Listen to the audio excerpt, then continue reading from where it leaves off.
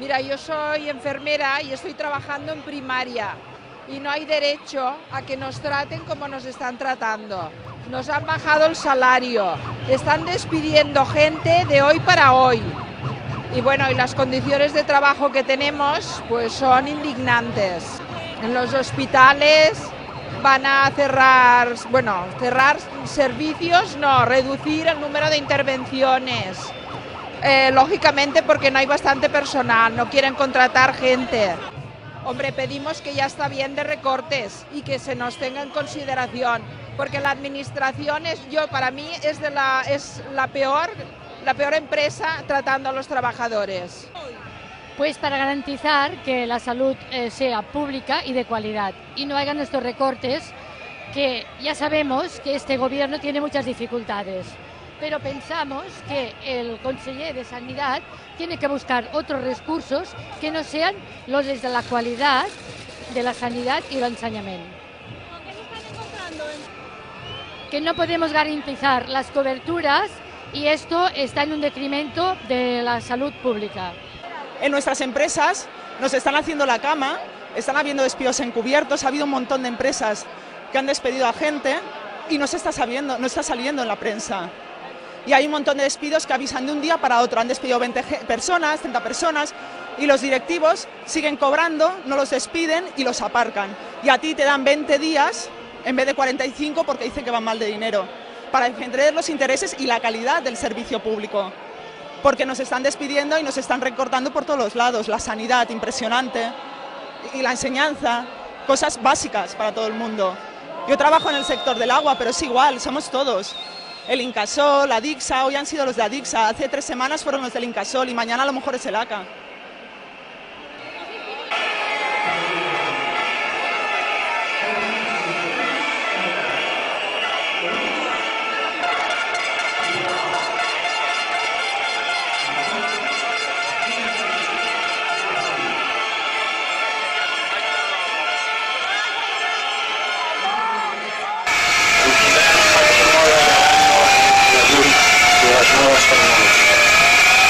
Aquest creuer és el tret de sortida de la festa major.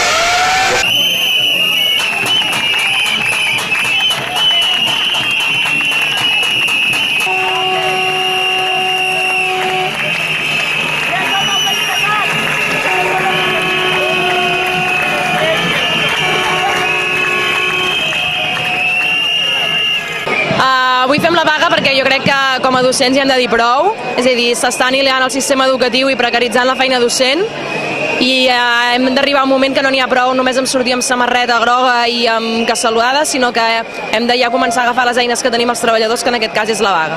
A veure, nosaltres la vaga la fem per 3 reivindicacions, que és la primera de totes, cap acomiadament, és a dir, cap docent fora del seu lloc de treball, després que hi hagi una cobertura de les substitucions des del primer dia, amb el cobrament del 100% del sou i després que s'estableixi unes negociacions amb el departament.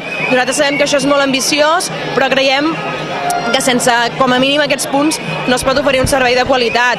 I, per tant, començarem a finals de setembre, 26-27, una vaga indefinida de 2 dies setmanals. Divina, navalla d'interina! Divina, navalla d'interina!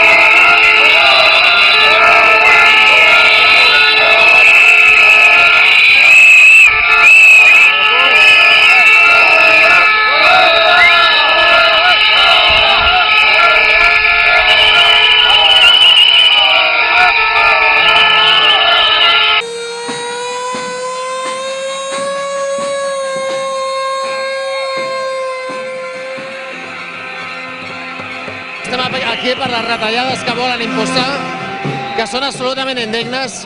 Ja han perdut prop d'un 20% des del 2010 i el fet que tots estiguem aquí és perquè la situació ja és límit. El numeret que ha muntat el senyor Mascolell amb les nòmines és d'una prepotència absoluta. Van per lliure, els sindicats no s'informen de res i aquesta situació, com estava dient, és que no es pot aguantar. Igualment en seguretat de Mossos, ja no parlem de sous. No tenim vehicles, no tenim armilles, manquen efectius, estan anul·lant promocions, pinta molt malament.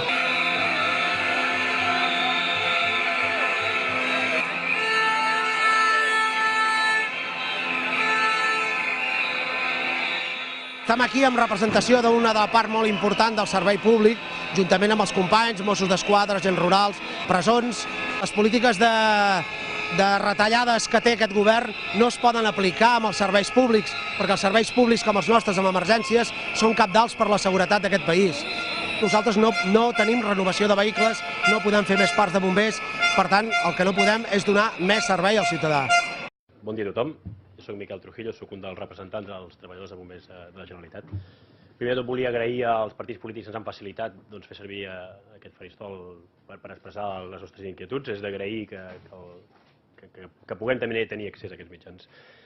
Us volia dir que en nom de bombers de la Generalitat pensem, i crec que és extensiu a tots els ciutadans, que avui és un dia bastant negre per la majoria de ciutadans de Catalunya, sobretot pels ciutadans, pels treballadors, ja siguin públics o ja siguin de l'empresa privada, i per les classes general, la més nombrosa. Portem uns anys a un atac continuat del govern contra els serveis públics, un atac que a més està molt ben orquestrat i va junt amb una campanya mediàtica de desprestigi de l'empleat públic, com si fóssim una lacra de la societat de la qual ens anem desfer, i ens agradaria dir que no és que vinguem a defensar el nostre, venim a defensar el que és de tots. Els serveis públics són de tots. Nosaltres som els treballadors, però el servei el donem als ciutadans. I no podem permetre aquest atac als serveis públics. Retallar els serveis públics, ja sigui retallar les condicions laborals dels treballadors o el benestar dels seus treballadors, o retallar mitjans, és retallar el benestar de tots els ciutadans. Em penso que això és prou greu i hauríem de començar a deixar d'escoltar i deixar de creure totes aquestes mentides que ens escampen dient que som un problema, que cobrem massa. Jo estic fart de sentir que els treballadors públics cobrem massa, quan tenim uns sous que són els normals de tota la població. Molt bé, doncs moltes gràcies. Preservarem, òbviament, el que són les despeses vinculades a la prestació dels serveis socials bàsics. Això està clar, no? Educació, sanitat, serveis socials, seguretat, i amb la resta s'haurà d'ajustar. I mentre Castells deia que no es cobriran les vacants de personal de l'administració catalana, a les portes del Palau de la Generalitat, els sindicats de la funció pública feien una protesta, aquesta que veuen. Diuen que la congelació de plantilles farà perdre qualitat en els serveis de l'administració catalana. UGT, comissions i CATAC creuen que en moments de crisi cal oferir més serveis al ciutadà i reduir altres despeses, com ara assessors, viatges o informes. No les retallades de personal i sanitat. Aquest era el lema de la pancarta de la manifestació d'aquest migdia de més de 400 treballadors sanitaris de l'Hospital Arnau de Vilanova. La protesta ha estat convocada per tots els sindicats davant del mateix hospital fins a un tram de l'Avinguda Rovira Roure. Els representants sindicals han assegurat que les retallades ja han començat amb la no renovació d'alguns contractes temporals i que seguiran aquesta Setmana Santa, amb el tancament de 60 llits, la meitat dels quiròfans, com ja es va fer l'any passat. També està previst que es tanquin bona part de les consultes externes, però en comptes d'uns dies, com anys anteriors, enguany estaran inoperatives la propera setmana. Sabem que ara a Setmana Santa retallen consultes externes i 50% de quiròfano. El que passa és que aquest any és tota la setmana, consultes externes.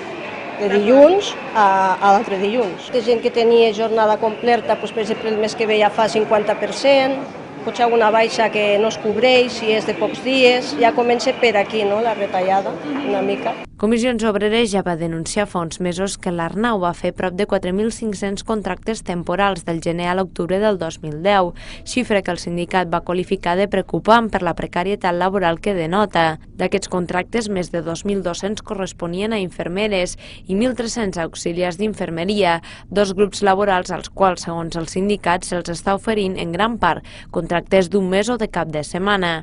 També es van fer 121 contractes temporals a metges. Segons Comissions Obreres, l'hospital dona feina actualment a uns 1.700 treballadors fixos. 93 días luchando. 93 días luchando.